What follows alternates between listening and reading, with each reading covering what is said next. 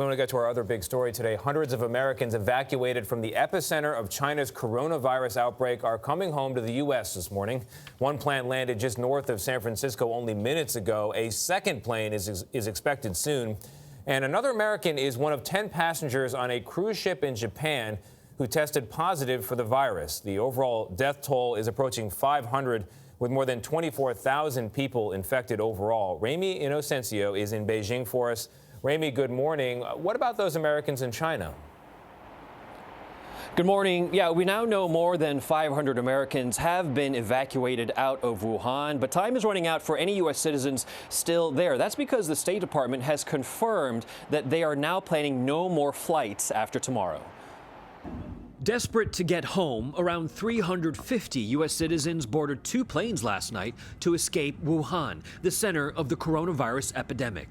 Priscilla Dickey and her daughter, Hermione, were among all those evacuated. We went through everything. Now we just wait on a plane. Hermione's so excited. They were screened for symptoms before boarding, but will still be kept in quarantine for up to 14 days in California. What they're leaving behind is a life on lockdown, where social media posts show the tough measures some Chinese authorities are taking. This woman is said to have been arrested in a grocery store for refusing to wear a mask. In another case, a woman gets into a fight after purportedly refusing to have her temperature taken. Other videos claim to show authorities dragging people away after they've shown symptoms of the coronavirus.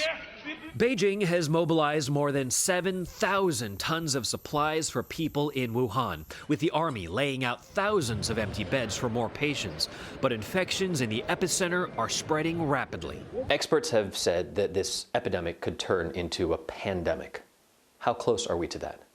We're very close. Dr. Ian Lipkin is advising Chinese officials. He did similar for the SARS crisis here and says Beijing's approach has changed. There's a very different sort of sense here than there was in 2003. Everyone realizes that the world is interconnected. We all have to do the best that we can.